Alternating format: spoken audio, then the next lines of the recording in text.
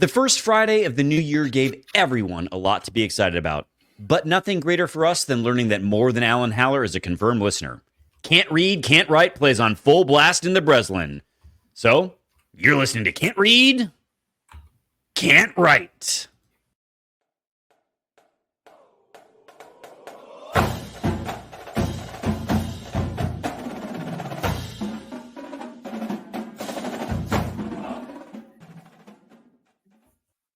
Welcome back, everyone, to another episode of Can't Read, Can't Write, the podcast that proves Spartans can talk. I'm Mike Jones, joined as always by the guy with the best Stanton pose, Kevin Greck, and the guy who took a carton of milk to the back, Alex Plum. Oh, I see the reference. There you go. I was like, was there a hate crime that I didn't hear about? No, not really.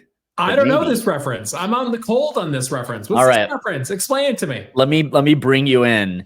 So you both may recall, of course, the halcyon days of my subsidized costs of attendance at Michigan State, care of the Office of Residence Life. Go RA. Power corrupted me, and absolutely. And I was walking out front of Wilson Hall. I don't think I was on duty. I was walking out front, or maybe I was on duty. I can't remember completely the story. I just know that someone beamed me with like a small, like half to go sized pint of milk from like the third or fourth floor, right in the back. And I was like, deserved. What the fuck? And I looked around, and then someone pointed up. And there was like some, like, assumedly, like there was a party or something happening. And I was like, oh, it must be from that. So I find either it was me or it was someone who was on duty. I was like, you need to go write those people up. And they did. And so the person who got written up was a guy, a buddy of mine, Adam Turner. And I saw him this weekend. You got a friend of yours written up. Well, I wrote up some of my high school friends when I was their RA. So yeah, kind of a piece of shit. But anyway, not this guy. Poor Adam Turner got the write-up for it. Has always insisted on his innocence, and got to reconnect with him at a buddy's wedding yesterday. And the dance floor, he reminded me, Plum, I did not throw that carton of milk at you. So I wanted to set the record straight here for all the listeners of Can't Read, Can't Write, and YouTube particularly. Don't know who threw that carton of milk. If you're listening, I'd like to know who you are.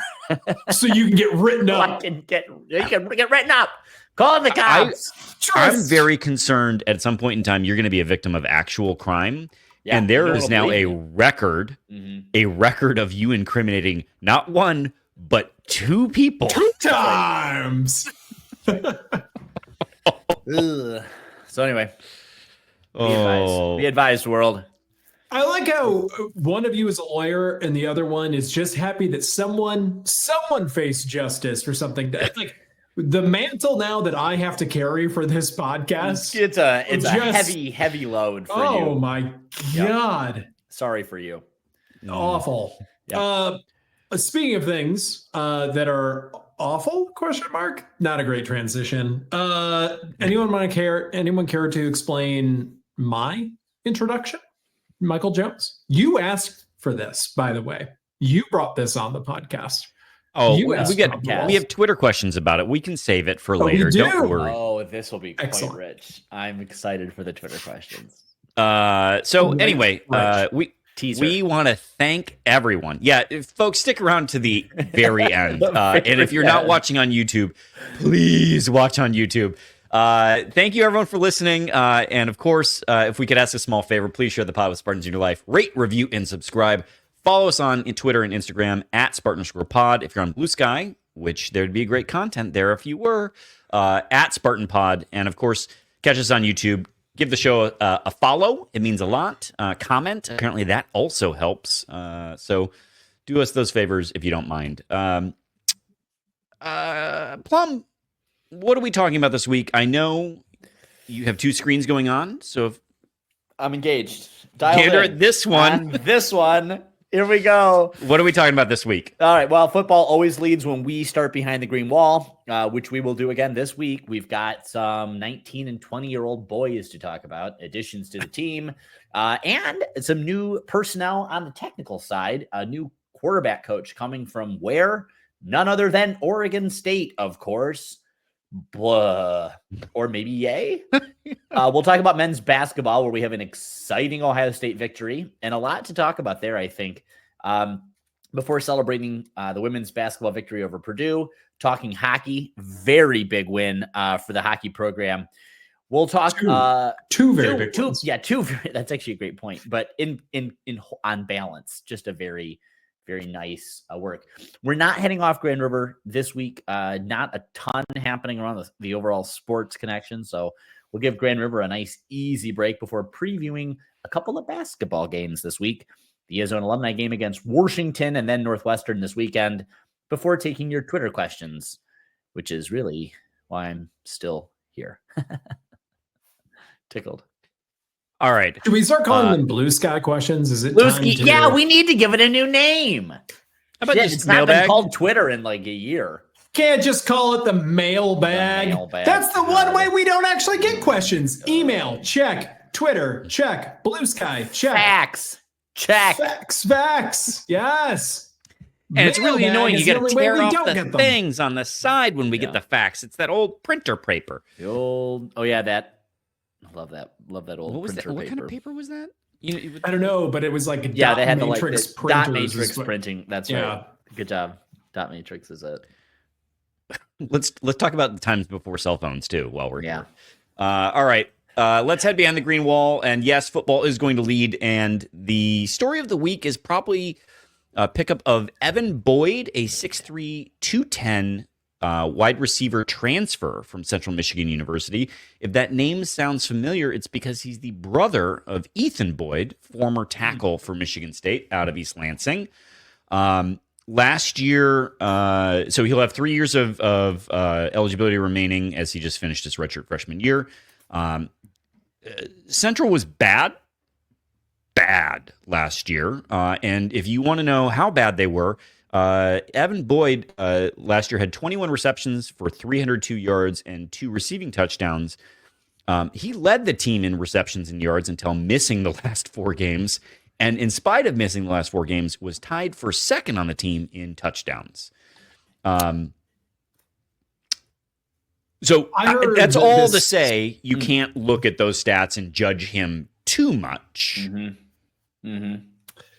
I heard that Evan, it's not necessarily that, he wanted to move over. It wasn't exactly that the staff wanted him. It was that Evan wanted to be on the right side of history regarding certain matters and put in a call to Michigan State and said, I can't be here anymore. Not under these circumstances. Yeah, that's very good. And we took him in, as we would anyone that has shown character in this way. Moral high grounds abound at Michigan State University. They sure do. What was the quote that Ben Van Sumeren tweeted out when he committed to Michigan State from Michigan? It was something like something about living long enough to see yourself become the villain. And anyway, it feels very, very, very similar because Central at this point in time is, I guess it's still Michigan. Central's fighting with Notre Dame for program I want the worst for. Yeah.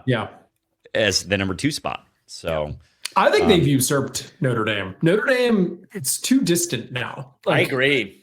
I kind of have forgotten largely my hatred for Notre Dame. Yeah, same. And I'm a little ashamed to say this. I know we're not really talking about the Capital Sports or whatever the hell bowl it was. I don't even know what bowl it was. That were where Notre Dame beat Georgia. Yeah. I liked watching Kirby Smart because who's named fucking Kirby? Except for my friend Kirby, who was a Peace Corps volunteer with me. But I don't know. Southern Georgia. Except for the Kirbys that I know personally. Yeah, all of them. Kirby. I just mean, I'm an idiot. But he's an idiot. He looks like an idiot. He has an idiot name. And I loved watching Georgia lose. It was a great, great, great thing. So I was rooting for Notre Dame.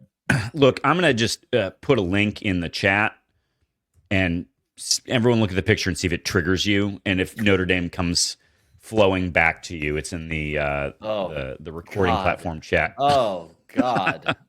Do you want to share this with the listening audience? It's a picture of Charlie Weiss, who was it Matt Trannon that he in particular went after? Yeah, tried to claim that Matt Trannon hit him on the sideline, and then John L. Smith ran a bunch of film to prove that it didn't happen, and no one cared because it was John L. Smith. You'll also note in this picture, featured with our friend, the good old coach here, is his Charlie Weiss signature front butt situation. Fuck. Which, listeners, in case you haven't seen it in a while, do Google Charlie Weiss and front butt. It's particularly pronounced in profile view, is what I'm learning here. Because good God, I'm just gonna tweet this out right now for anyone. I have to do it. He got gastric bypass and almost died on the table. Should have waited for Ozempic, my man. Should have waited, bud. Should have waited. Anyway, all right. Let's. So Evan Boyd, welcome. I presume, based upon Marsh, McCray, and Kelly, that Boyd is still probably fourth on the depth chart because the other two receivers would be the freshmen that came in last year. So, but still, with 3 years left of remaining eligibility, you like to pick up. And at 6'3", that's a pretty decent height for a wide receiver. So you'll take that. Body. Yeah. And I was distracted by all this front butt conversation. Lions just scored. So yes, touchdown Lions. Go 2 weeks in a row, Lions. Listeners, you get to listen to us watch a game live. Yes, we are paying you attention. already know the outcome of. Fully engaged. It's really good podcasting. We could start doing this live on YouTube so that people might. That is a thing we could do. Anyway, Greg's like, absolutely not. As it relates to transfers, we're recording 9:00 Sunday night. Mm-hmm. There are 3 days left for someone to get to MSU and enroll in classes in time for them to be part of this transfer window. So, if there are going to be additional commitments, those will need to happen soon. Very soon. The other news, as it relates to the football program, Plum, as you pointed out, as you were outlining the show, MSU has hired John Boyer as their new quarterbacks coach, relieving Brian Lindgren of that duty. Boyer comes to us from Oregon State, where under Jonathan Smith, he was an offensive quality control assistant and an offensive senior advisor. After Smith's departure, he was the interim offensive coordinator and quarterbacks coach for the Sun Bowl.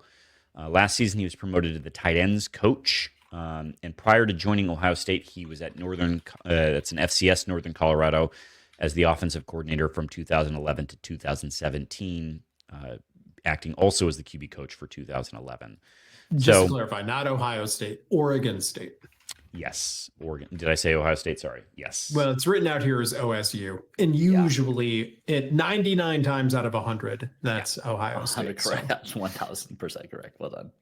Correct. Yes, we're not picking up anything from Ohio State. So, I guess the more interesting thing about this is that reportedly MSU is still going to hire an additional defensive backs coach to replace Demetrius Martin. With the changes to, there used to be strong prohibitions on like who could be an on-field coach. And those have largely evaporated. Now the distinction is about who can go out and recruit for do in-home visits and that kind of a thing. So I don't know where our dear friend John is going to fall on that list. My suspicion is that we'll send the offensive coordinator instead of John to recruit quarterbacks. But either way, we're not capped from a coaching standpoint in terms of who can obtain that title of a positional coach. So expected to hire another one. All right. What's Anything up, else though? for Can we football?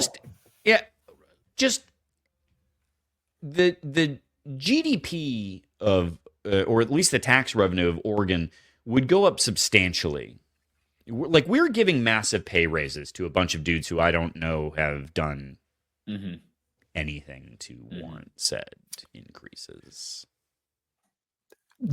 That's been an ongoing theme in Michigan State associate coach hiring. In recent history, particularly. The last 3 regimes have really made a habit of doing this. D'Antonio threw money at guys that did not seem to have earned it. And he's one of the all-time greats. This keeps happening. So it would give me pause, honestly, if I were more substantially donating to NIL to be like, so the program's going to throw massive money at these dudes for the. You are a donor now. Yeah. Well, okay. So yeah, my Sparty NIL money maybe offset some of John Boyer's somehow salary. Whatever. It seems really dumb. It seems like it's a bizarro world where the really good ones get paid extraordinarily high, and then the middling ones just have a really raised floor. And it's like, because you have this position title, you just get paid a lot of money now all of a sudden. Yep. I don't get it. Well, I do get it. I do understand how this happens. But it seems like we could go get someone a little bit more established for what we're paying in the Big Ten. Yeah. Yeah, absolutely, we could. Let's move on to some hoops. MSU defeats Ohio State 69-62 at Ohio State in a game that Torvik, KenPom, and Vegas all predicted MSU to lose. So I think by those standards, you'd count it as a great win in a Big Ten where it's not like you get Ohio State at home again. Yeah. I hope I'm not misspeaking in that Ohio State is one of the random teams that we do get at home again. But we do not. No. Yeah. We don't. So like wins are wins on the road in the Big Ten. And they're frankly, I don't, as down as the league might be, I don't know that its bottom is particularly terrible. No, it's just a ton of teams sort of in that like low or high teens to the 80-90 range on KenPom. Like all of them fit in that envelope. It's a wild. Yeah. So it's a good win. Absolutely a great win. And so let's, I guess, I got some thoughts on the game, that things that stood out to me, but Plum, let's start with you. What were your key takeaways from a gritty win on the road? Well, let's talk about timeouts. There was an opportunity for in the first half where Ohio State went on an 8-0 run. I don't think they took the lead, or they might have taken the lead by like 1 or 2 for just a hot moment in the first half. And Izzo does not call a timeout, I believe, errantly, but somehow, finally and magically, Akins got a 3 on the next possession. It was a 3 that, as everyone knows, and I'm sure we'll get into it, the team's 3-point shooting this season has been beyond awful. And they were just putting them up left, right, and center against Ohio State in the first half, stupidly, and without any effect. And so on this 8-0 run over a minute and a half, almost 2 minutes, and it obviously Ohio State's getting just absolutely greased. They're excited. They're at home. Value State Arena is going crazy. And I'm screaming at the television for Izzo to call the timeout. Doesn't do it. And then Aiken silences everyone. And I was so angry. I was angry at Jaden Akins for doing really the one thing he's supposed to do, which he's learning to do with more regularity, which I guess is I should shut the fuck up and just be happy for once. But I feel like this is the kind of shit, the fuckery that keeps Izzo from coaching smartly. But he proved me wrong in the second half when Ohio State did take the lead pretty convincingly and was really in it, and he immediately called a timeout and stopped the bleeding. and we got our lead right back. So I don't know. Hope can spring eternal. Tom Izzo must be listening to this podcast, and that's good news for everybody. You mentioned 3-point shooting. MSU now up to 340th out of 364 teams in the nation in 3-point percentage. Jones, you wanted to talk about Akins as well, right? I've been making the assertion that this team has a bunch of guys that are all kind of the same level, and it lacks a dude. But you seem to think that maybe at the end of the game, when a dude was needed, Akins answered the call on that. Well, Akins did answer the call in terms of his free throw shooting. At the end of the game, Kohler smartly got Kohler 80% free throw shooter in his own right, like not bad at the line at all. You'd take him almost every day at the line, but swiftly got it to Akins, who's a 89% free throw shooter this season. But no, that's not quite my point. This team does not have a Tyson Walker who can, I guess, take over a game, or a Cassius Winston, if you will. Yep. And there's not, I think we need to disabuse ourselves of this idea that someone needs to be. I think we have enough dudes, as you pointed out, Greg, that are good. Like, they're really good Big Ten players. A lot of them who aren't starting on Michigan State would probably start on another Big Ten team, right? Like, they're very good Big Ten players. And so what that allows you to do, what that means, is that we're not really charting or watching trends of any one player putting out dominant performances. What we've seen instead is that some players have a great night and it's intermittent. And it's usually matchup dependent, circumstance dependent. But what I did see out of Akins, who has been trending to over 13 points a game on a consistent basis, is that there were a handful of possessions that were both late in the shot clock and, relatively speaking, big moments. Akins did not have a great day from the field. It was 4 for 10. Got a lot of his points from the line, 5 for 6 from the free throw line. But there were, I think, 3 possessions and a shot clock, and they gave the ball to Akins, and he made the drive and scored. One of them, I think, was like the 2.5 minute mark, where he, with his right hand, so his non-dominant hand, like did a scoop. I mean, it was an incredible play. Yep. And so I think my point is, this team has not gotten stymied in the half court very much. But when they have, they gave the ball to him. And so I think he's our guy in that moment. No, I think that's right. And again, that's what we need him to be. So yeah, I don't need him to be a Tyson Walker.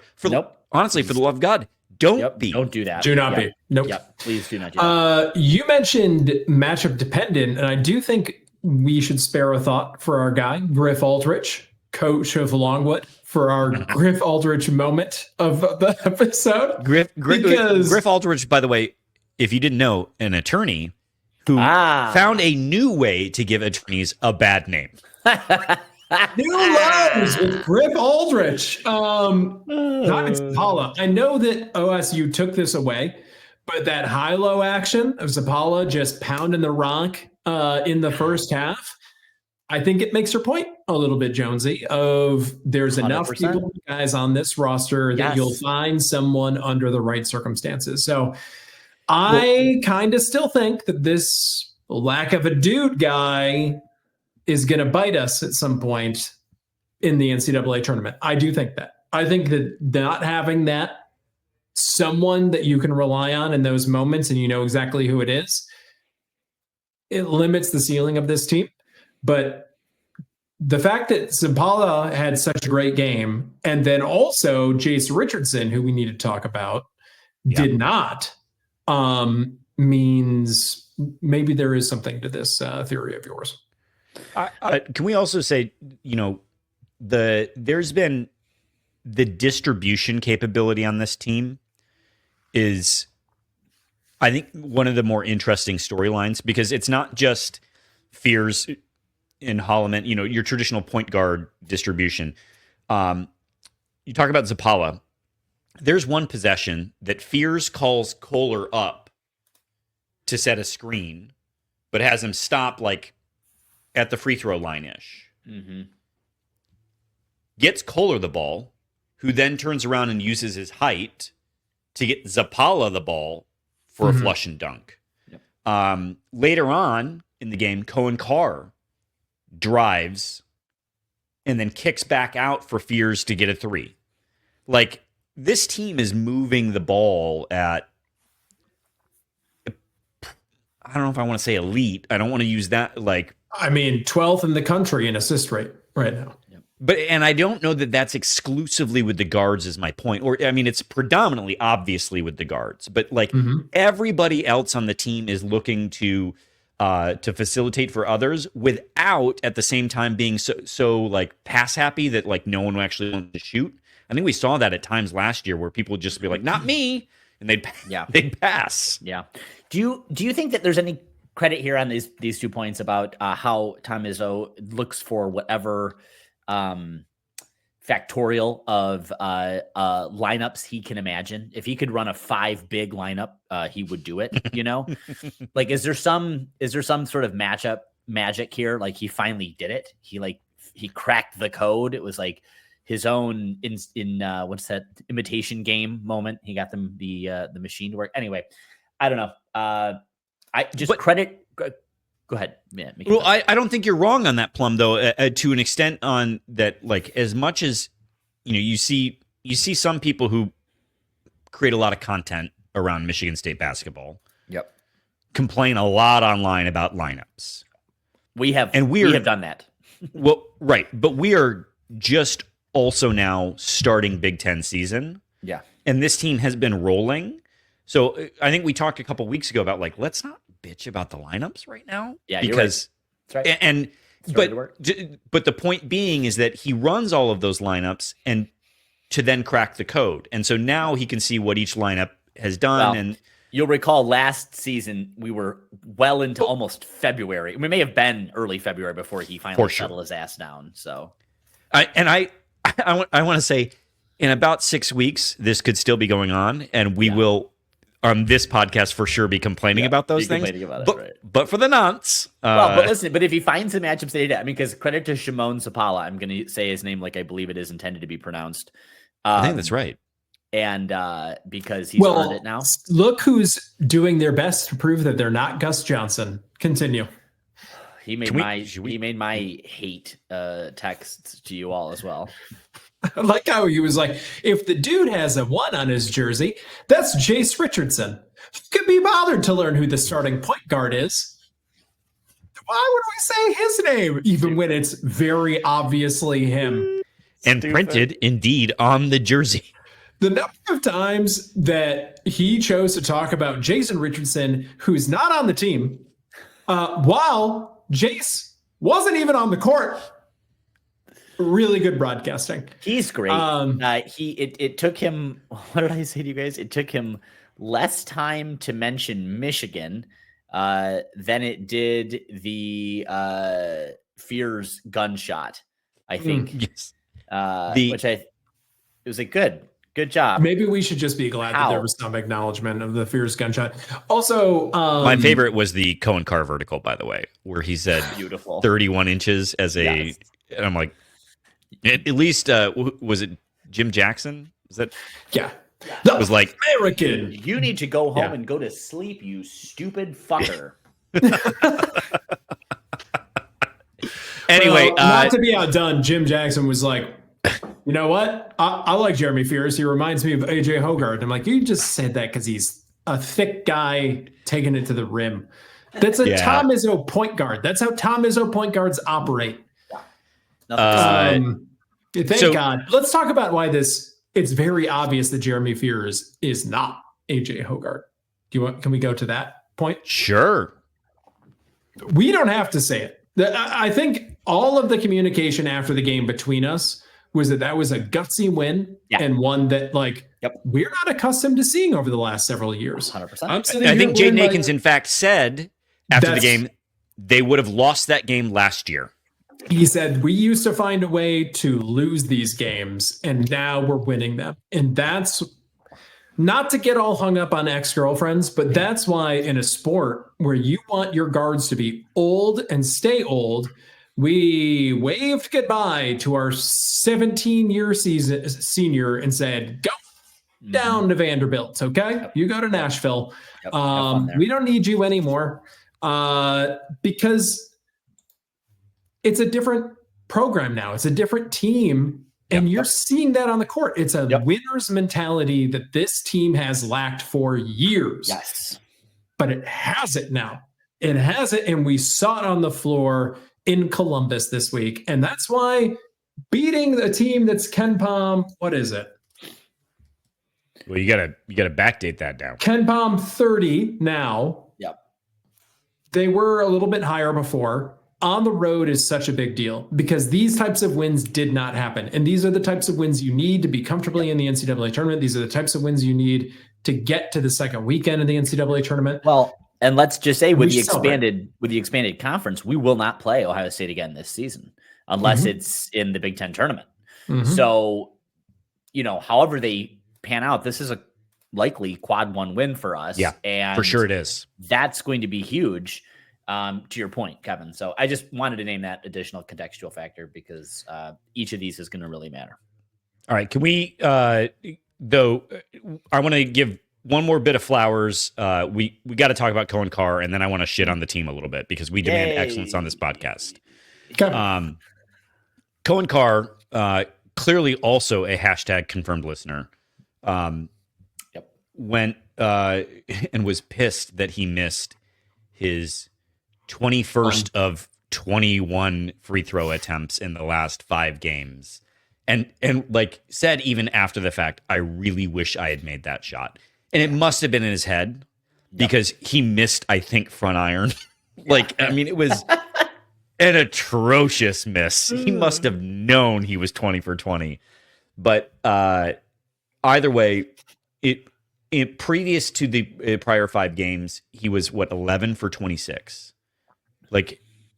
Sub his last year 56% from the line, which is god awful. To go 20 for 21, I think we have to acknowledge that took work. Yep. And in addition to earlier the him driving and passing out, we've talked about the added touch he has around the rim. It's not all just dunks. Yep. I kind of don't want him to really develop a shot this year because I want one full year of the Coen Carr.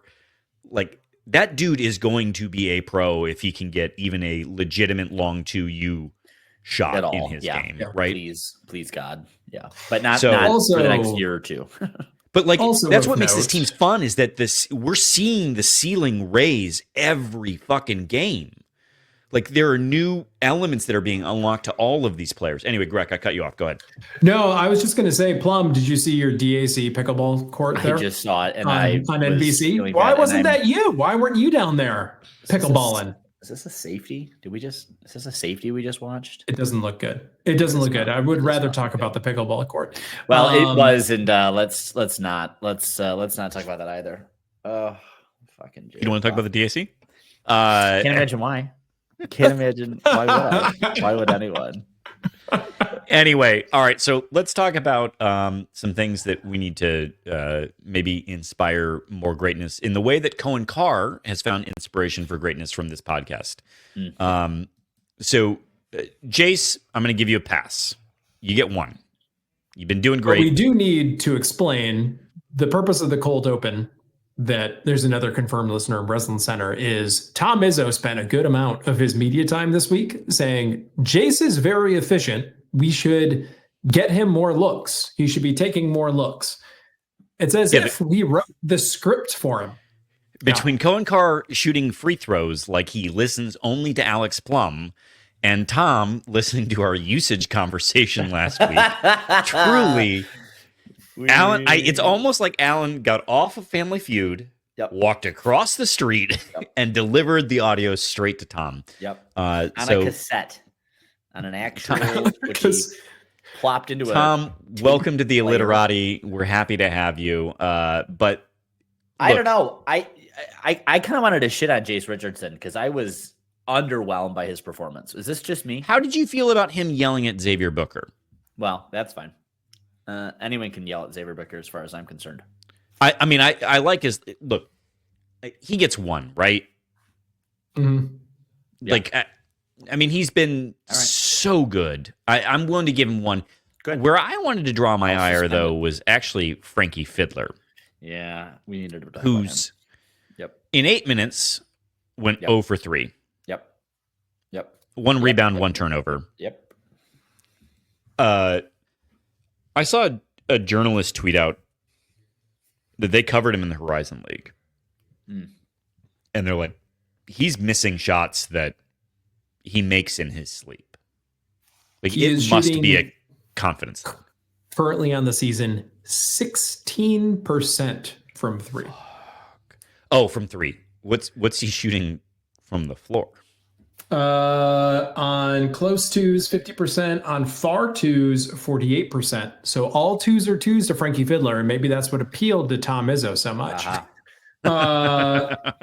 Free throw line, 92%. We like that. But he's not getting there anymore. No, he's not. He's actually relatively low on free throws now. Still the highest on the season of anyone on the team. But it has been a minute, and Jeremy Fears is creeping up there. He's right behind him. And I think probably by volume, who's got the most free throws at this point in time? Or I'm sorry, if you had to pick a free throw shooter, is it Jaden Akins? Yeah, I think it's Akins. You send Akins to the line. You could also volume plus percentage. You could, if you really wanted to, you could send Xavier Booker because he's made 12 of his 13 free throws this season. I'm sad. Or you could send. No, I'm Kurt sad Tang. because Goff just threw an interception and now they're within 5 yards to a. Should have taken the safety, as it turns out. Kurt Tang, 2 for 2. Well, anyway, the point is that we picked up this transfer for some wing help, and it may end up being that other than he's not a liability on the defensive end, like he's providing meaningful minutes, but if Frankie Fiddler got to 80% of what he was in the Horizon League, watch out for this team. Yeah. Right? Like, yeah. So, which I wanted to I'm holding out hope, but like, Frankie, I need more. Yeah, we all do. I guess and maybe this is on me. I really came hard for this team on the free throw shooting, and I'm sorry for that. Only to the extent that they're spending so much time practicing free throws, they've stopped practicing threes. So we really, really want you to find the balance, please. Can we also then, while we're being negative though, this is 2 games in a row that they've gotten out rebounded and or at least competitively rebounded. Yeah. And one of those was by Western. So like really probably I appreciate that DJ is probably coaching Western to rebound because he's an Izzo acolyte. Yep. But like it's Western. I don't care. Yep. And then the turnovers are starting to become a thing again. 16 is that a good number or a bad number? It's a high number. 16 is a high number. Weirdly, like we probably would have lived with 13 under a Cassius team is like, okay. Like Tom Izzo teams turn the ball over. That's If you're pushing the true, ball, that's going to happen. I know. But there's for a while, this team wasn't turning the ball over. And the turnovers I saw in this game weren't related to pushing the ball. They related to people being dumb fucks. Like, I mean, it was sloppy. Yep. It wasn't playing too fast. It was sloppy. Sloppy. I've got one final thought on this game before we move on. Michael Jones, if that's okay with you. Xavier Booker advances the ball all the way up the floor in 5 dribbles. We know it's 5 because the broadcasters counted them. We've already gone for said them. 4 and 7, and then finally counted it. And then they went back and they were like 1, 2, 3. And it took like 4.5 minutes of total Fox prime time broadcasting to figure out. Jim Jackson count was brutal. Yeah. But I'm a little bit worried that sequence of events happened because Xavier Booker thought in his head, if I give this ball up, I'm not getting it back again. So I need to take it down the court and score it over these fools. Yep. And on one hand, we've been really hard on this podcast on him. On the other, I kind of wonder if he's not wrong about that. And he did have to do that. It seems like Xavier Booker is on the outside looking in. I see it in his body language. I see it in the way that he chooses to contribute. I think he's been playing relatively well recently, and I'd like to kind of keep him, but I'm a little bit concerned just team-wise about him right now. Do you think this is founded? Is there anyone else that feels the same way as me, or is this just I'm reading into it over here? No, I don't know that I'm going to go with you fully on the team thing, because I mean, you never support me. Speaking of no, but hold issues, you never support my takes. You never support. I have to advance the ball up and podcast dribbles, and dunk it myself because you never support me, Mike Jones. I love it when you get so loud that your mic mutes you. But I think the thing about Booker is that he's wrapped his identity up so much in being a 3-point shooter. And that's not falling for him right now. And I do think the fact of the matter is that it's like, bro, if you want to get down there and bang, we'll feed you the ball. But he's not doing those things. And so, like, if you want to be a meaningful contributor in the pick and roll game, like Fears, you see it. Fears will make efforts to get him the ball. Jace, we talked about it in the Western game, I think. Jace led a fast break and had Zapala closest to him, but deliberately gave the ball up instead to Booker for Booker to get the flush so that Booker could get involved. Yeah. And in fact, Jace probably could have taken it and gotten an and one, instead gave it up to so like I think the thing is for Book that like no one's asking you to stop shooting threes. We're asking you to not make that your whole identity. And in this game, 4 for 4 on twos was Xavier Booker. 0 for 4 on threes was Xavier Booker. Like, if we could dial him back to 3 attempts a game, I think I'm okay with that. Like, he needs to keep shooting them. He does. But like, get down low some more. Run the court some more. Flum, did you see the live look of the Ambassador Bridge there on the NBC broadcast? Sharp. I was hoping that they were going to implode it, that they were going to just, that would be the end of the Ambassador Bridge. Oh. It's all Gordie Howe in the tunnel from here on out. Gordie H. Howe. Drop that thing into the river where it belongs. Okay. Before we move on to hockey, it is worth mentioning that MSU women's hoops stomped Purdue 77-59. Clearly, Purdue less of an ally than I am if they can't field a competitive women's basketball team with all of that success. So, that's great. Anyway, Purdue, go fuck yourself, get woke. And the women's team still top 25. Torvik 21. So as we enter the conference season and things get a little hairier, I know we've dropped 2 now, Alabama and Maryland. It's good to see that get right game. We'll be keeping an eye on it. Yeah. Maryland, number 8 Maryland. Like that was not a bad loss. No good losses, but it's not a bad one. Demand excellence. Yeah. All right. MSU hockey did some hockey things. Yeah, and we should have called out that both of these games were available on the Big Ten Network. That was a mistake on my part. I apologize. But Wisconsin came to town, and you'll recall, for all of the Big Ten tomfoolery, the conference doesn't care about hockey, but everyone does play everyone basically twice. That's right. So had already gone to the Kohl Center and took one from them. Got beat by them, but also took one. And then this week at Munn on Thursday went down 3-1, came back, massive rally. Talking about a team, showing its grit. Came back, beat Wisconsin in regular time. What do we say? Standard time? I don't know. I don't know sports as established every week. But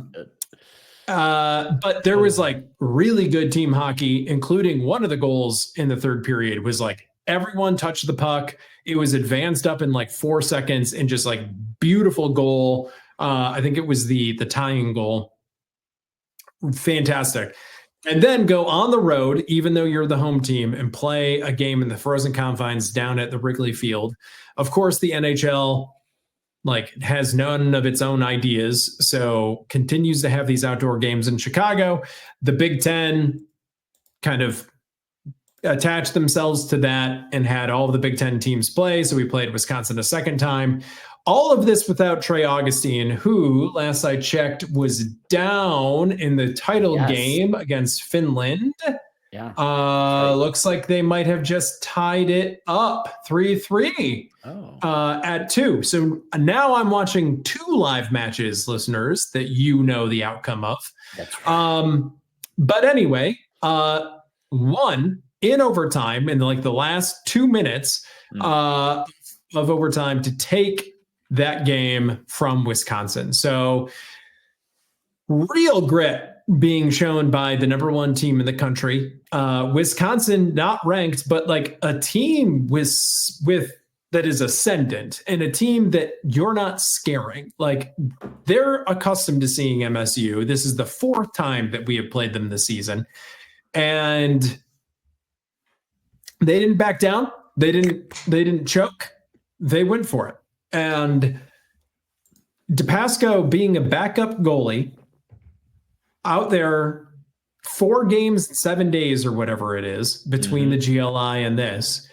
And he hops in and he plays fantastic hockey. Lights out. He's 6-0 on the season, I believe. And I don't want to say content to be, but like willing to be back up to Trey Augustine as part of this program. Like there's a number of guys that are sitting on the bench for MSU hockey, but like to have dudes that when their number is called, they get up, they get going, and they produce at that level just goes to show, I think, how durable this Knights program is being built. This is not, it's not a mistake that they're doing so well. It's how things are being built, it's how things are going. And goes to show again that this team is best as the game progresses. We keep seeing this, like they're more efficient than the other team in so many third periods. They outplay the other teams in so many third periods. The conditioning, the willingness to win, it all comes through. And I couldn't be more encouraged. I know, like, you don't want an overtime victory. You want that 5-0 shutout or whatever, but like 4 games in 7 days and your backup goalie and road conditions outside. Rigid cold. Yeah. Still winning against a team that's hungry, that wants it. I think it's fantastic. So two points on that, not to take away from DePasco, but Augustine became the winningest American goaltender in World Juniors history. So that's worth celebrating as an individual accomplishment. And then you brought up the conditioning. Look, we are not particularly Barstool fans around here.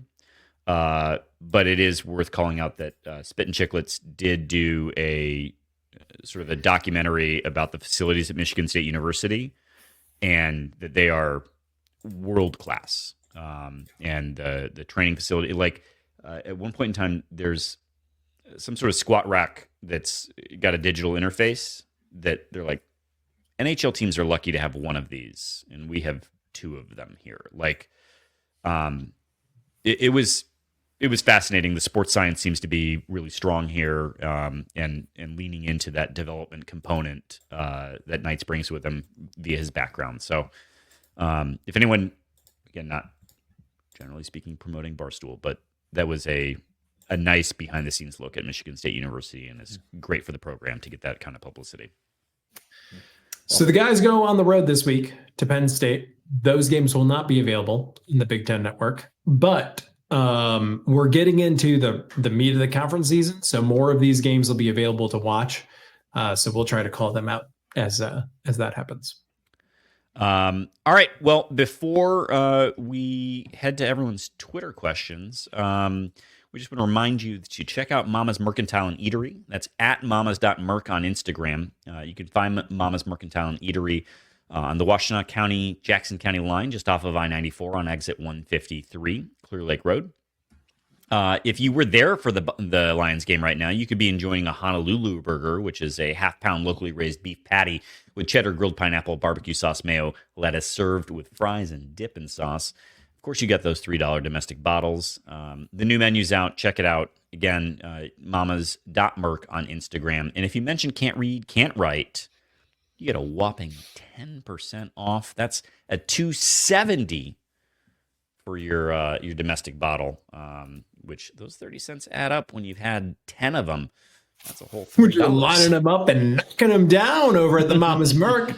That's what they want over there, right? You're just like slunched over in a corner booth, just like, right, man, another one. Line them up. $2.70, everyone. They got a lot of local partners too. So you want some Michigan brands. I think they've got a Michigan-based soda company, so you're not necessarily drinking some conventional sodas. Anyway, check out Mama's Merc. It's a fantastic place to eat if you're on I-94. Again, at Mama's Merc, at mamas.merc on Instagram. All right. We got a basketball preview to do. Is that what we got to do? Yeah, really quick. We got two of them. First off, this week in Breslin Center against Washington, which is in the Big Ten these days. It's the Izzone alumni game. Izzone alumni game. Certain among us will be there, listeners. Unfortunately, I'm coming in hot. I won't be there until like shortly before tip-off. Otherwise, I'd say, let me know where everyone's tailgating. Maybe we should hang out. But we'll do that some other time. You'd say that? Here's what I will say: if you're sticking around, if you're in town and you're sticking around, and you're like, "Hey, I'd like to grab a drink with Grooch," hit us up on the Blue Sky DMs, and we'll find you.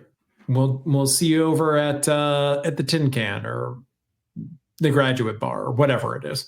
Greg loves pudding shots, so get him lots of those.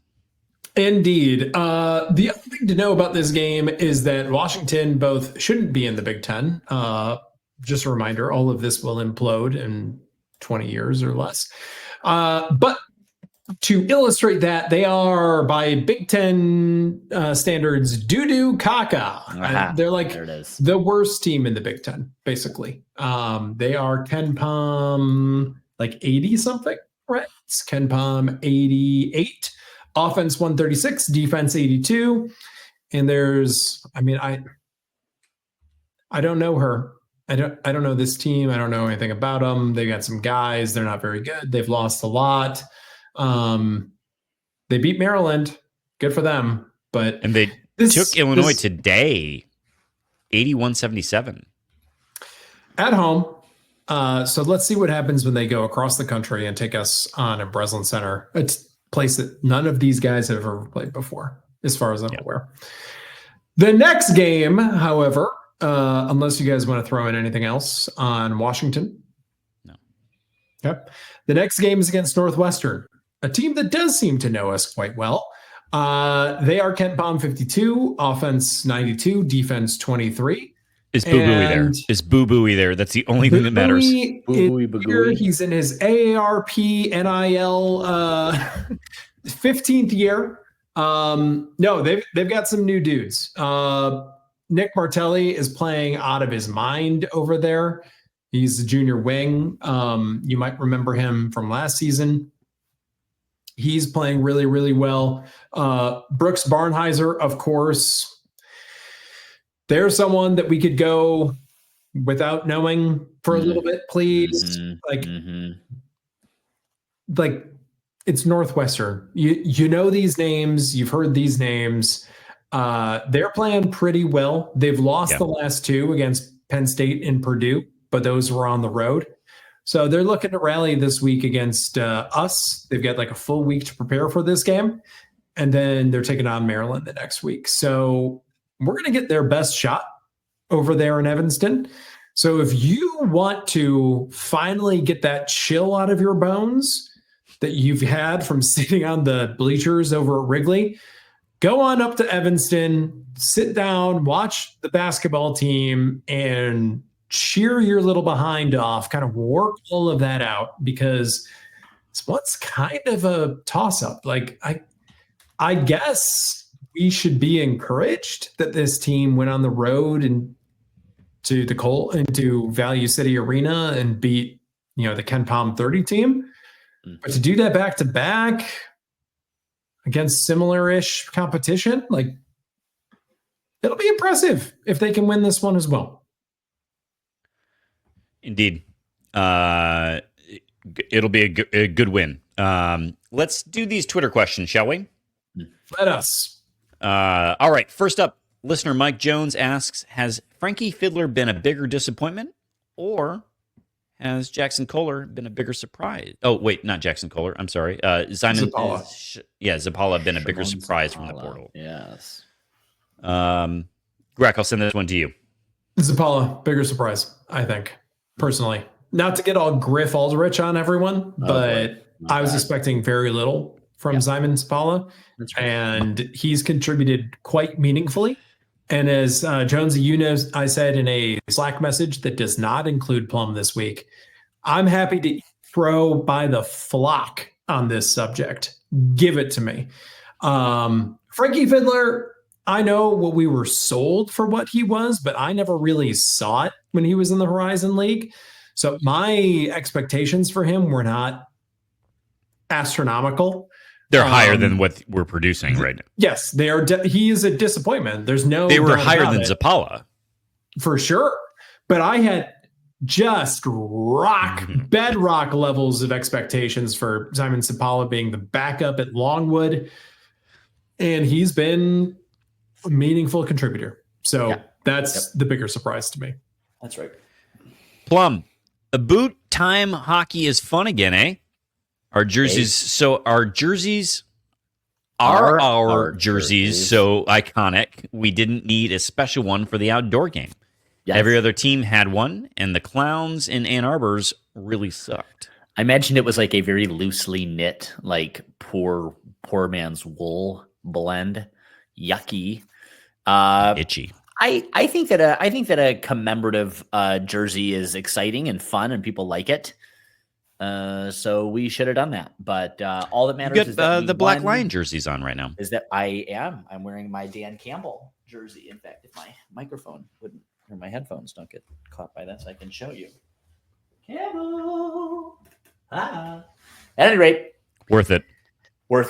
Totally worth it for everyone listening at home. All right.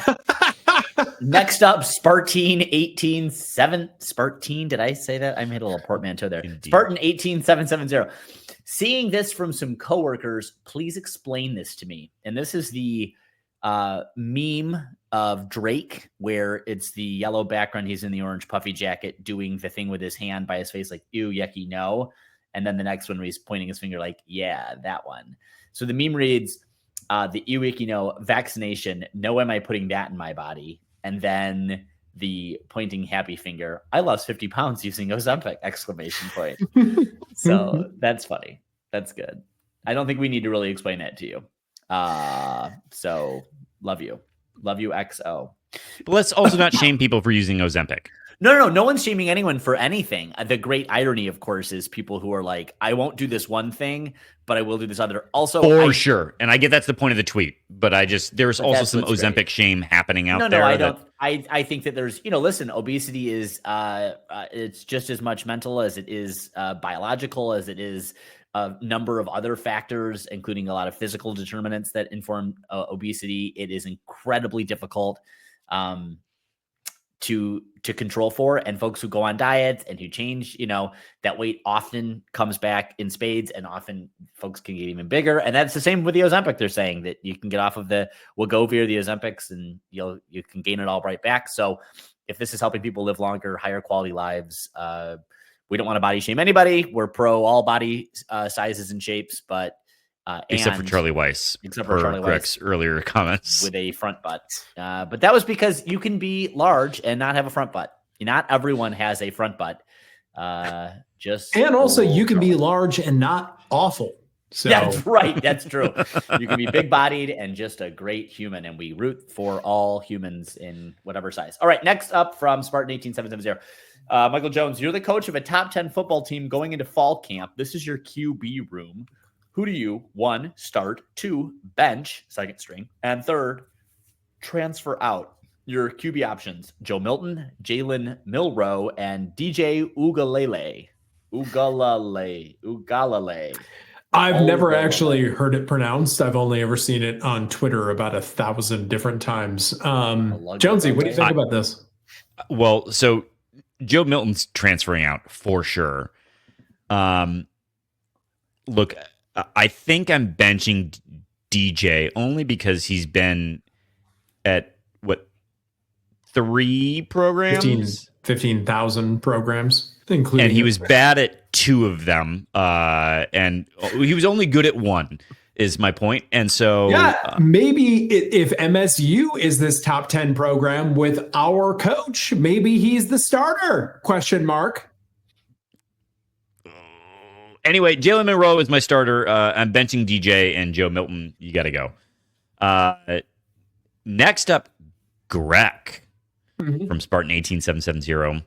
What would have been had Brian Kelly, a.k.a. The Butcher, been hired as our football coach? No, you can change the sign back to 0 days since. Well, I think it continues to be at 0 days. My New Year's resolution is just getting throttled right now. If people don't know, my understanding is that MSU decided between Mark D'Antonio and Brian Kelly for that hire. And I would like to say with 100% authority that the right decision was made, and that if we had hired Brian Kelly, the wheel in the sky would have kept turning on churn in football, in the football building. He would have left. And he would have left. Is right. Yeah. Yep.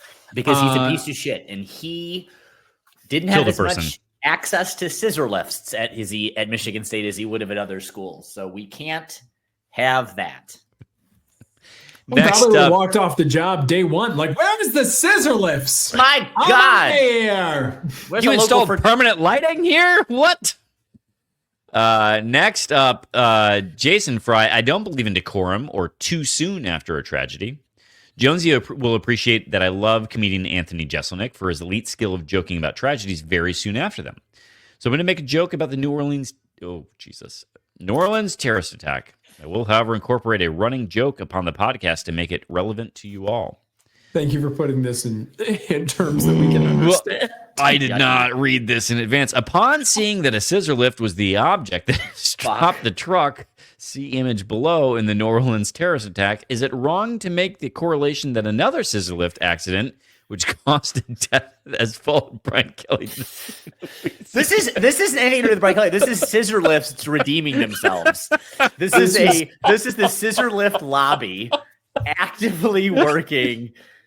They were like, "What? You don't have metal bolsons or whatever they're called to prevent traffic?" This just goes to show. Yeah. Not to take this like too seriously, but this just goes to show how awful the conditions must have been that day.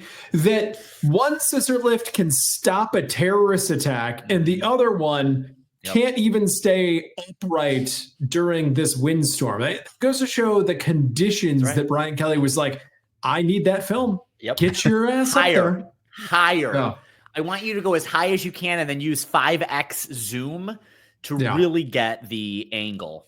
Yep. And Jason, you did thread the needle relatively successfely there, so well done. Nothing relative sir. About that success. That's just a full hat doff. Well done, Jason. That is it quite nice. also gives me great joy that Jason Fry sees like just images of true horror and tragedy, and is like, this has the makings of a joke for the Can't Read, Can't Write podcast. We are top of mind when death and destruction are happening.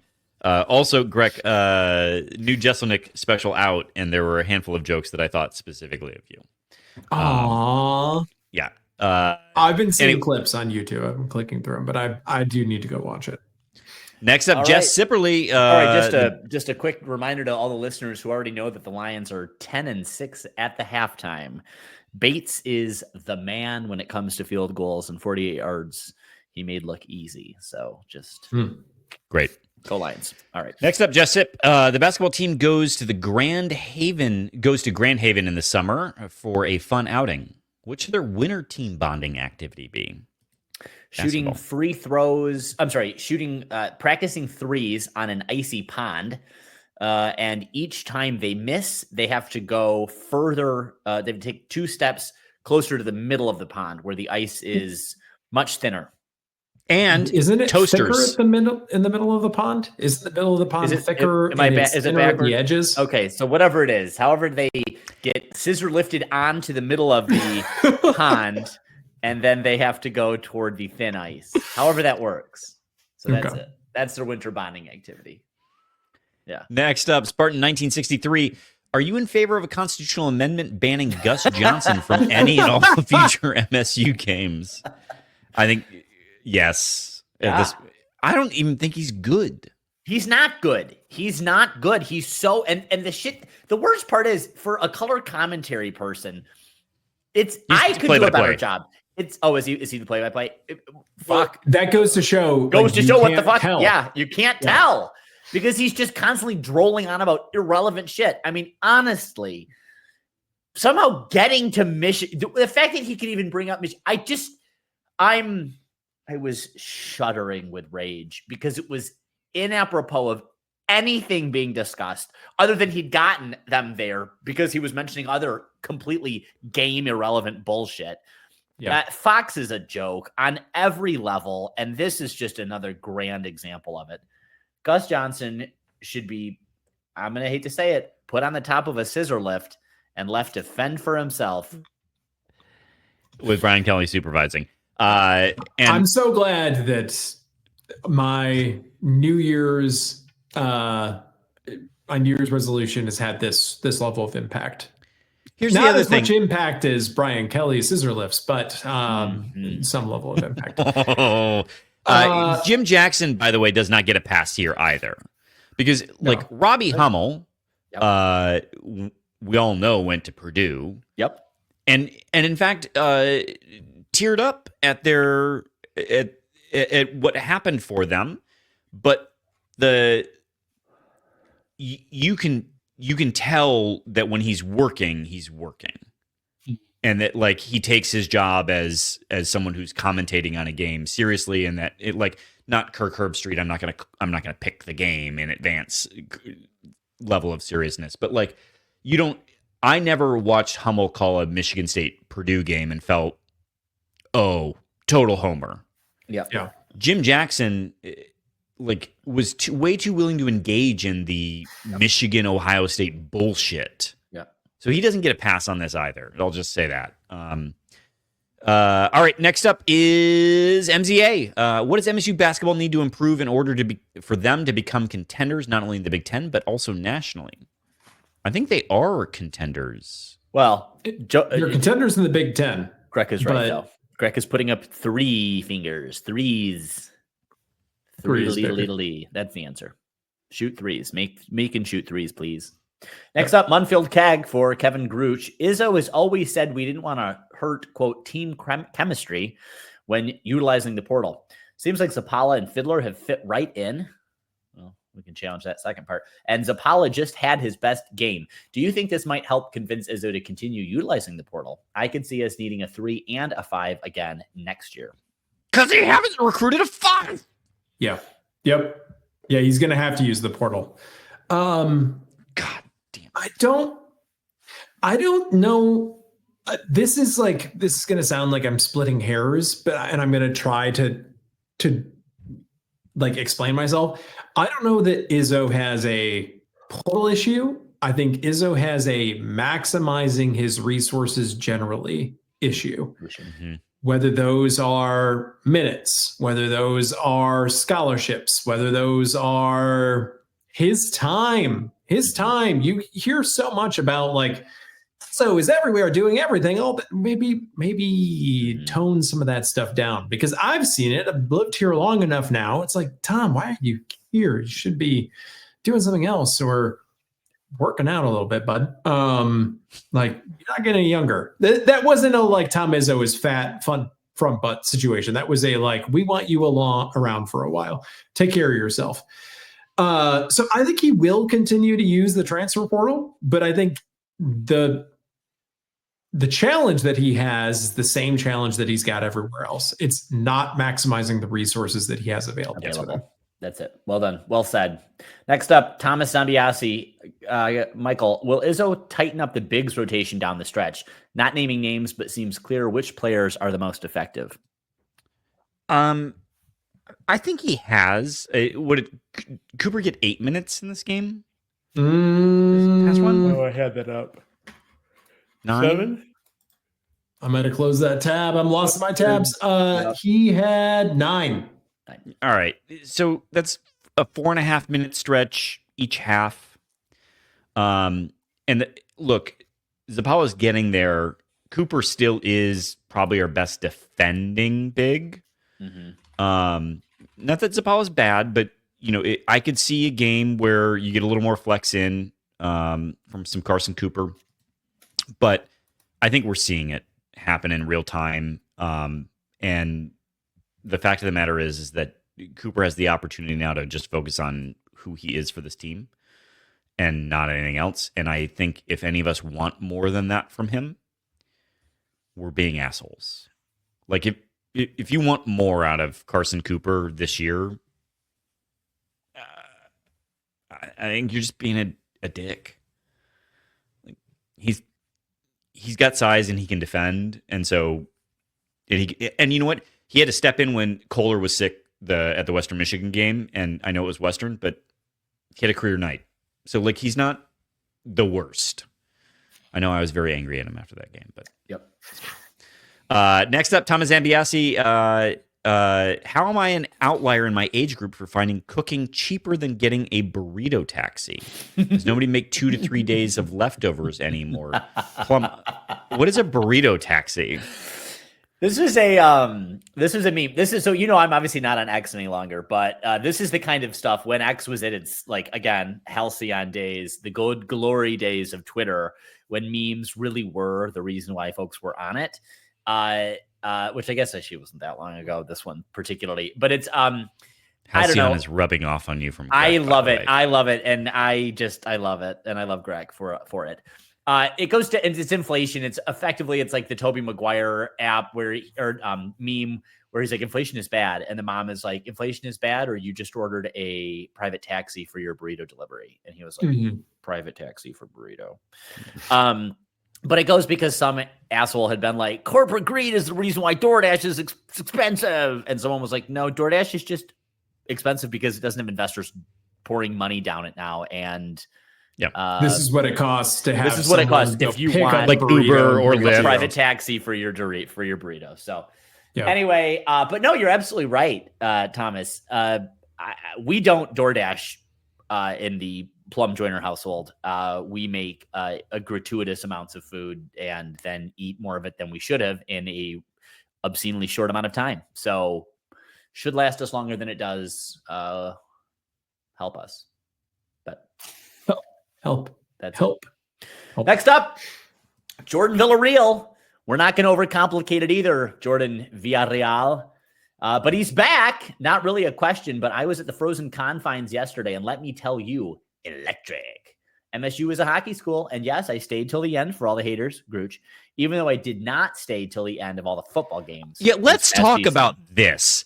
Let's talk about this. The folks who show up for that, but will also simultaneously be like, it was cold at the football game. Hockey's supposed to be cold. It's supposed to be cold. I'm with him on this. Second up from Jordan Villarreal, Kevin Grech. Wait, hold on. How am I a hater? I don't know. That's what I want to know. Well, you can redeem he's yourself. right. Here. I am a hater, but I think on this subject in particular, less so. And this week, I think I am Jordan. I'm actually the hater of the haters here. Grech's number 2. I think Plum is in 3rd on the hater level as it relates to people leaving early.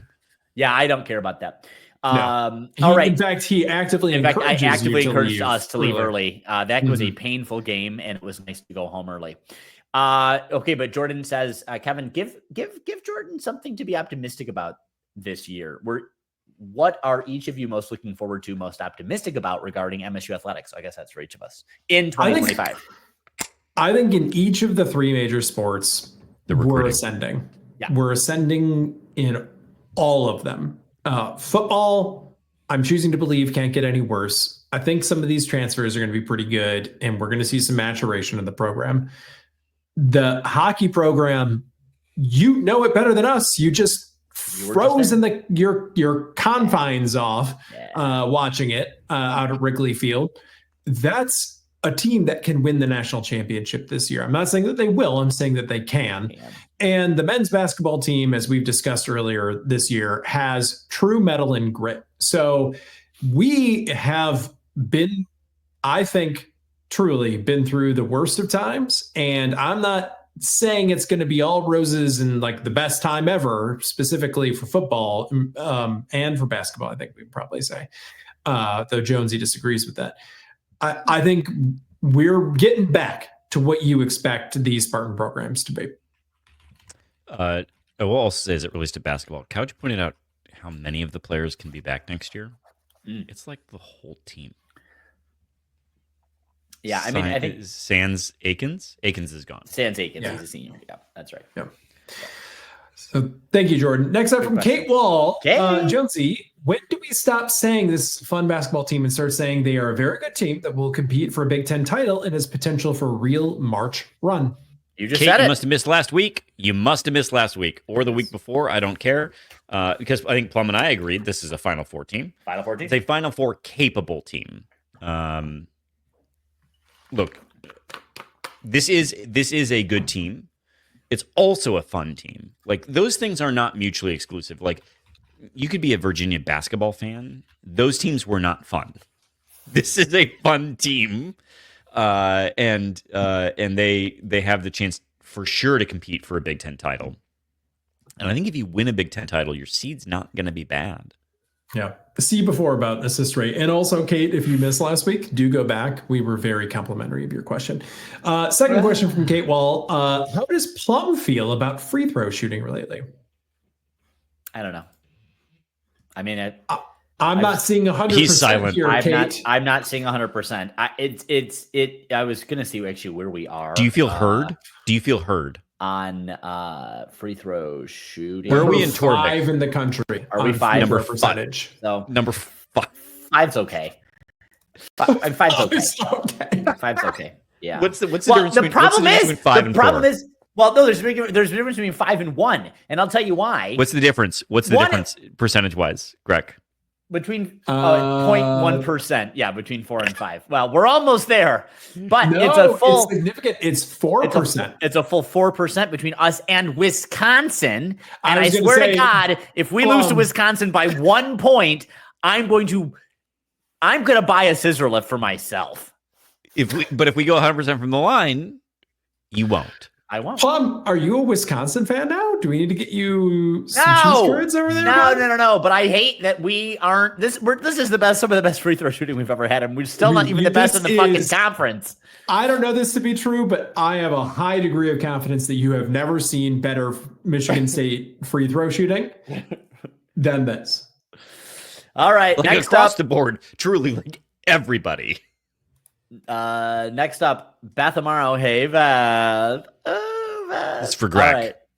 Okay, Greg, for you. Could fourth quarter vomiting be a strategy for closing football games? Is this a reference to something that I assumed you watched some bowl games. I think this is a bowl game reference. Oh, okay. I'm not. I didn't watch this one in particular. So Beth, way to outsports me. Well done, you. Cam Scatabo. Oh, yes. Sideline vomiting. Having a yak. Matter of drinking too much water. Yeah, that's what it was. Cam was drinking too much water before the night before the game. Did you see people got after him because there was a picture taken with him with his family at a Chili's or something? And he's bastard. like, you all are psychotic. It was 8 p.m. with my family.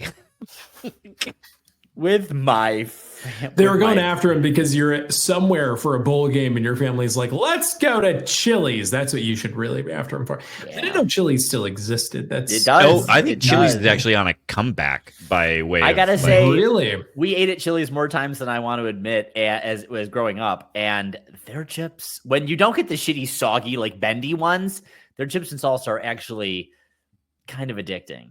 So just going to say it. All right. Team meeting at Chili's next time I'm in town. Team meeting at Chili's. And maybe we have one. And maybe Momopoly can come too. First up from Momopoly this week. Speaking of AI, as you were speaking of it, for some unknown reason. Anyway, wait, can you please read it with the punctuation? Speaking of AI, dash, as you were speaking of it, dash, for some unknown reason, dash. Anyway, comma, do you think there will be or are there already coaches assigned solely to AI usage in order to provide deeper understanding of game footage breakdown, thus enabling teams to fine-tune tactics and improve performance? 0%. All right. I think this is all a bit. Momopoly was like, I'll throw him off my trail by demonstrating that I know absolutely nothing about AI.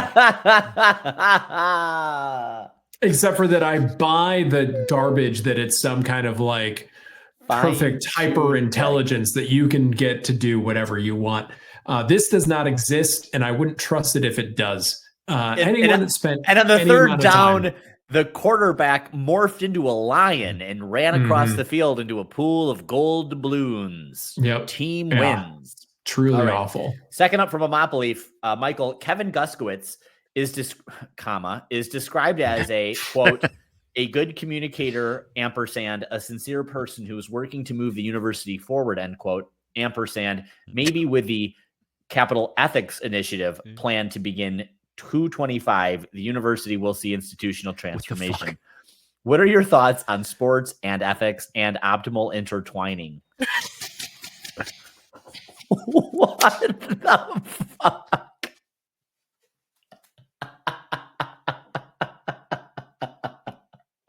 Are we being bullied? Is this because the title is Can't Read? What are you doing, Susan? God bless America.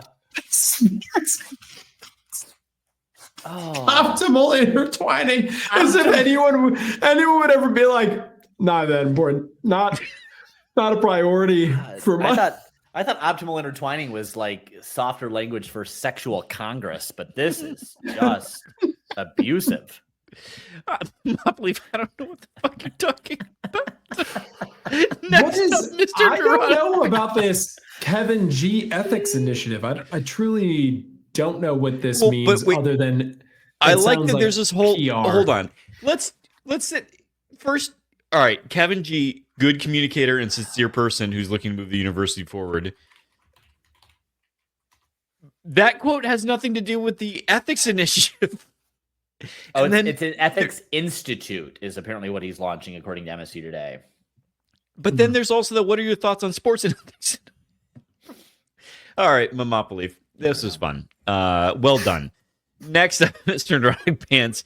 If I see motel staff in dirty clothes and a lot of homeless people checking into the motel, am I the asshole for immediately feeling uncomfortable? Spoiler, the room was gross and he got a refund. Oh, God. Damn. I don't know. Plum is now reacting to the big run that was just broken off by the Vikings. I've not been in this situation. I think it's a valid question. What would you guys do? I think if you're staying at a motel, what are you surprised about? I mean, listen, first, people need housing, and housing should be a human right. Everyone deserves a place to live and stay and have security. I think that's my perspective on the matter. Someone's been to the MSU Ethics Institute. I've been to the Institute, it turns out, me and Kevin G. And so, but not my favorite KG. But I would say, so I think it's a selection bias question. If you're staying at a motel and there are people there that look like they, I mean, again, and don't hear me say that homeless people deserve dirty hotel rooms or anything like that. But I think that you do see things go hand in hand. An establishment which doesn't have a ton of resources to pay for a lot of folks with high-end finishes and fancy dancy stuff and a ton of cleaning aren't going to be the nicest. They're going to be a little run down, and they might be more affordable. And folks who are in a position needing something that's very affordable are going to opt for that set of conditions. So if you're staying there too, why are you surprised? That does make you the asshole. But if you don't want to be around that, if you don't want to be around people who, whether it's you don't want to be around the people or you just don't want to be in a motel room that's stinky or kind of grimy or doesn't have nice finishes, then don't spend your money and go get a nice place. You have that freedom to do that. So I don't know. I think that's it's a weird. I don't fully understand the question, but I guess. Are you the asshole for feeling uncomfortable? No. If you feel uncomfortable, you feel uncomfortable. And there are probably a number of reasons for that, but I would just challenge you to try your best not to feel uncomfortable around homeless people because almost none of them are setting out to be homeless and make you feel uncomfortable. I can promise none of them are probably setting out to make you feel uncomfortable. So, yeah. I think I'm with you on this, Plum. I probably would have been like, I'm getting what I paid for, and probably it's going to be fine. Almost certainly it's going to be fine. But if the room is gross and you're not down for that, it doesn't meet your standards for whatever you paid, then back up. Yep. Next up, Mr. Neurotic Pants. Did any of you have arguments with your spouse over the outcome of the Texas First Responders? I told my wife she was a member of the cultural elite who didn't understand football. I stand by it. Jonesy, this was a point of contention in your home, right? No. We did not watch enough bowl games, is what I'm learning. I don't know this one either. That was the ServPro First Responder Bowl. And who was... wait. I think I did hear about this. Texas State situation. Okay, so I did see this. Okay, there was a drive where Texas State, that's the green and white team, scored 4 times. 4 times. And not a single one of them was counted as a touchdown. What? Like, I'm not kidding. I wish I had saved the tweet. I saw a full film breakdown. You see the guy's hand go over the line with the ball, and it comes back out, but like score. That's off of a large reception where the guy knocks down the pylon. Like there's physical evidence of. So I don't know about the end, but I did see that Texas State. I don't know who ended up winning it, but was robbed of touchdowns. So they got like the LJ Scott touchdown, and then they got the pylon touchdown. Like they tested the pylon was all the first. different rules. Then they went in. They just got in. That didn't count. Then they got in with the LJ Scott move. That didn't count. And then I forget what the fourth one was. It was objectively. What conference was officiating this game? I don't know, but I saw this because of a gambler who bet the over. And was like, this is fishy. I mean, it was so many atrocious calls in a row that I'm watching. I'm like, oh my! If I was a Texas State fan, I would have. I might have thrown my TV. They were that bad. I might have thrown the TV on the ground. Yeah. Not good. Anyway, not good. Was bad. Next up, Mr. Neurotic Pants. I'm going to a Western Michigan versus Alaska hockey game tonight instead of watching MSU on TV. How sorry is that? How sorry ass is that? Plum, fire away. So I will say this. As long as you watched the game, not watching it live is fine. And I'll say that because I missed Friday night's Ohio State game live. and tried to avoid as many of our text messages as possible. Did discover that we won and liked that. And then as soon as I got home, turned the game on and watched it and fast forwarded through all the commercials. And I got to say, not having to being able to mute Gus Johnson and fast forward through his bullshit whenever the fuck I wanted to and skip all the commercials, A+. So no, not as sorry ass as you might have expected me to have called it. And that is fully because of my own biases. This has happened to me, Blum, a couple times where I've had to like miss the first half of a basketball game. Yep. And I'll go back on the DVR and just watch it in real time. And it's like, should I just be doing this every time? And then I can watch the end of the game with everyone else, but I just sort of like catch up and I do something productive with my life during that time. It's usually spent texting you jabronis or refreshing. Goff has just thrown another fucking interception. Jared Goff is giving the game away. The defense. All right. No, we're not doing that. Jared Goff should be in line for an MVP. Jared Goff. No. Jared Goff is single-handedly fucking the dog to death on this game. The first one was a tip. That wasn't entirely his fault. No, he can eat my ass.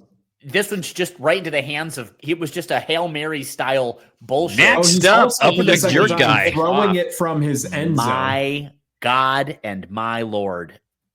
So he overshot Williams so damn bad. You're like, what are you doing? Fuck.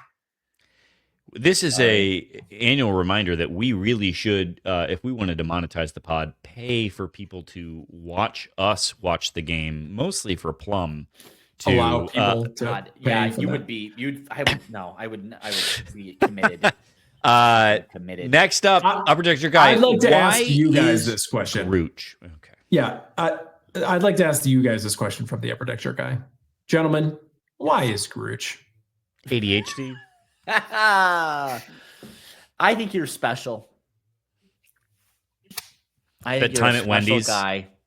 I'm going to bring it with me. Listeners, thing that you might not know about Plum is that he hand writes and personalizes every Christmas card that's sent to you. I do. And when you receive it, you open it up. Is it interesting? Because it's coming. Don't worry. It's coming. My brother in Christ. My friend in my Lord and my God. My friend in no, I didn't. I sent them late. They didn't get postmarked until like the second, I think.